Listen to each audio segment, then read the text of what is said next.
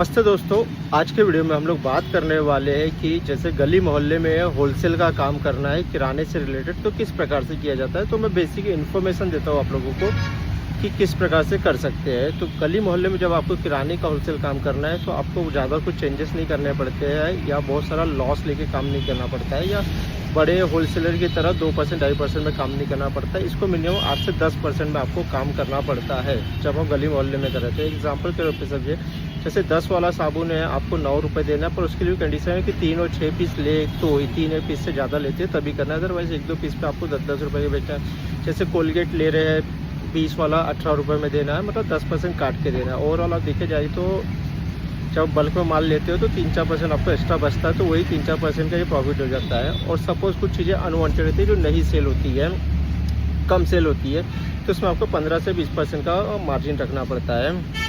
और आप क्वांटिटी में बेचेंगे तो ही आपको कम देना है, ऐसा बहुत कम देने की आवश्यकता नहीं है। जैसे कि तुअर की दाल ला रहे हैं आप 100 की ला रहे हैं तो 110 बेचनी है, इससे कैसा व्यवहार बनता रहेगा, कस्टमर आएगा। आटा सस्ता बेचना है, शक्कर सस्ती बेचनी है, तेल सस्ता, आपका सेल्स बढ़ता जाएगा और आपका धंधा आगे बढ़ता जाएगा जब आप काट के देना चाहोगे। और एक चीज़ बहुत अच्छी बता रहा हूँ कि अगर आपको बेचना हो, जैसे आपकी मंथली किराने वाली चिट्ठी आती है ना, तो उसमें ट्राई कीजिए कि उनको 8 से 9% 7% काट के दीजिए, जिससे कि उनका व्यवहार बढ़ाए। जैसे कि सपोज एक कोलगेट की MRP 130 है तो आप उसको 115 112 में आपको आता है तो आप 120 रुपये उनको 10 रुपये कम करके बेच दीजिए।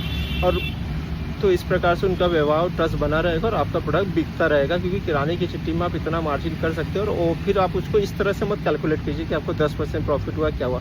आप ये देखिए कि अगर 5,000 का अगले ने सामान लेके आपको 300-400 रुपये भी बच रहे हैं तो आपने बेसिकली अच्छा काम किया है और अच्छा 300-400 रुपये होता है ऐसी, क्योंकि वो ऐसी कई चिट्ठी आपके पास आती रहेगी और आपका धंधा बढ़ता रहेगा। और दूसरा एक चीज़ बेसिक बताने वाला हूँ मैं कि आप लोग क्या करें, ट्राई करें कि उन चिट्ठियों को ओवरऑल 10% पे लेके जाए, वरना धंधा उतना तेज़ी से नहीं बढ़ेगा। तो 10% का प्रॉफिट लेके चले, क्योंकि लड़कों के खर्चे सारे खर्चे आपको निकालने पड़ेंगे जब आप होलसेल करते हैं। तो इसी प्रकार से और वैल्यू टू वैल्यू और अच्छे से बिलिंग करनी पड़ेगी, जिसके बाद आप एक अच्छा प्रॉफिट बना सकते हो होलसेल में। अगर आप कोई मोहल्ले में होलसेल का काम करना चाहते हैं कि आसपास के मोहल्ले के लोग आप से माल लेके जाए, ना कि बड़े दुकानदार लेके जाए, तो इस तरह से आप कर सकते हैं।